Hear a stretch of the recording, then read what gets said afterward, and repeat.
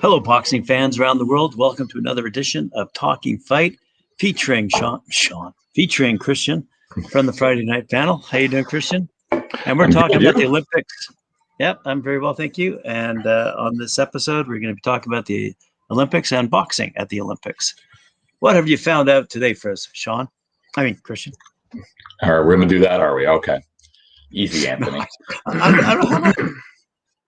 That's a first. Either way. Well, you know what? Our friends in Britain have been talking a lot lately, and especially since they're on their way over to this tournament in Serbia. I think the actual matches start tomorrow morning at the Belgrade Winners Tournament. So we had a look around today, and a little story came out about Fraser Clark that I wanted to share with you guys here. So Britain's Fraser Clark says that he's targeting a professional heavyweight world boxing title within 4 years once he's claimed Olympic gold at Tokyo 2020. So if all goes to plan for Fraser here, you're going to be hearing his name a lot more often.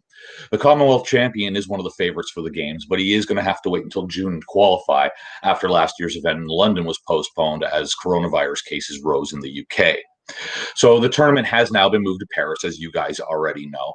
And Clark is turning up at the Belgrade Winners Tournament in Serbia, which is going to be running matches starting from Saturday, the 24th, and through Wednesday, the 28th. So the 29-year-old actually has been around the British Olympic setup now for 3 cycles.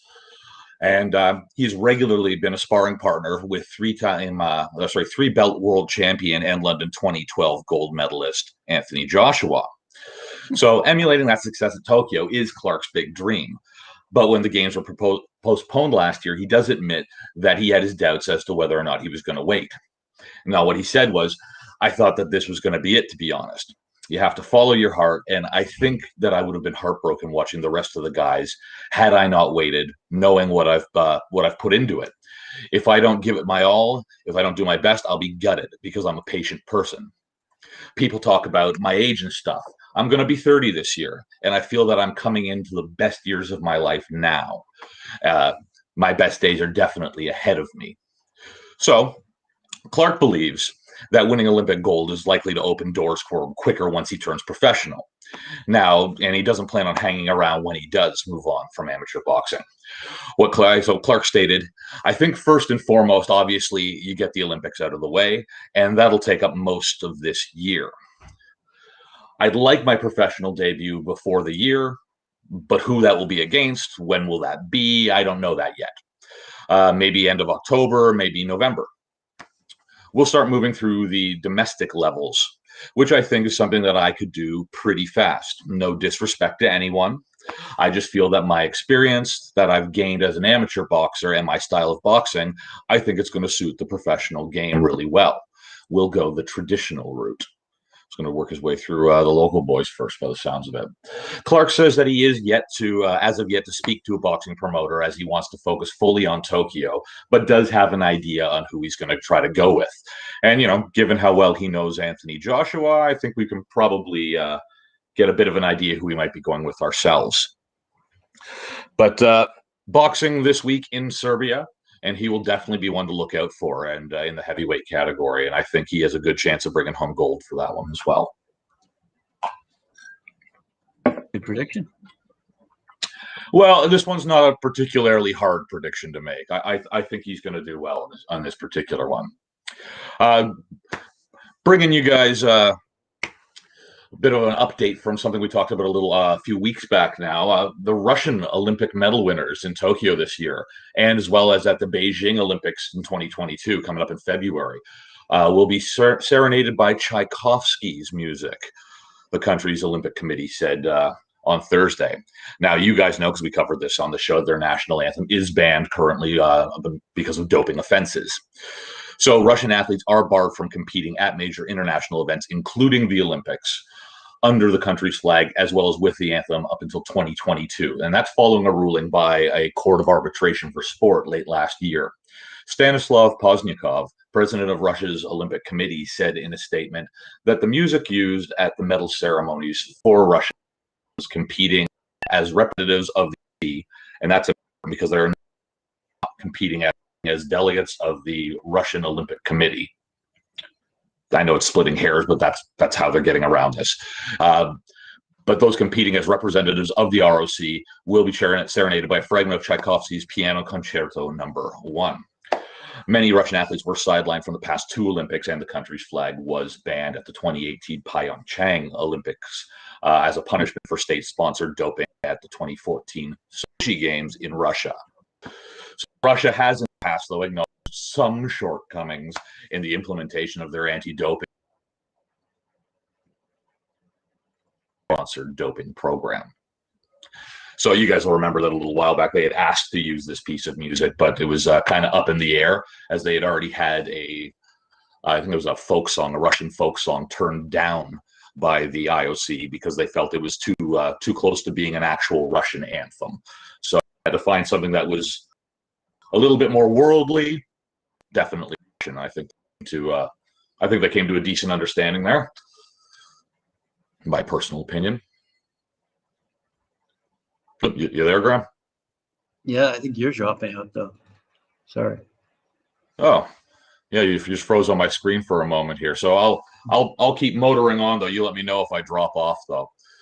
So in what's kind of inevitable news coming up around these games, a police officer helping with Japan's Olympic torch relay has become the first participant related to the event to be diagnosed with COVID-19. Wow. So the man in his 30s tested positive after working on a relay in Kagawa Prefecture on Japan's southern island of Shikoku. Tokyo 2020 organizers said in a statement on Thursday that the officer was guiding traffic in the town of Naoshima on Saturday and came down with a fever the following day, citing the organizers and prefectural police separately confirmed the story. And in the wake of this, 2 runners, a TV personality, a former Olympian, have all dropped out of a relay event due to be held in the western prefecture of Tottori next month. So we're starting to see some people start to drop off from the games as well. So that's not great news, unfortunately, but we saw it coming.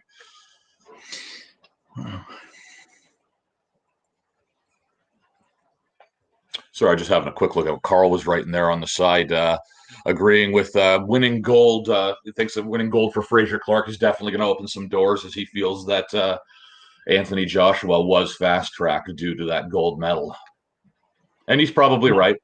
And we've talked about exposure before for, these guys in in Central Asia, they come home with a gold medal and they're living like kings.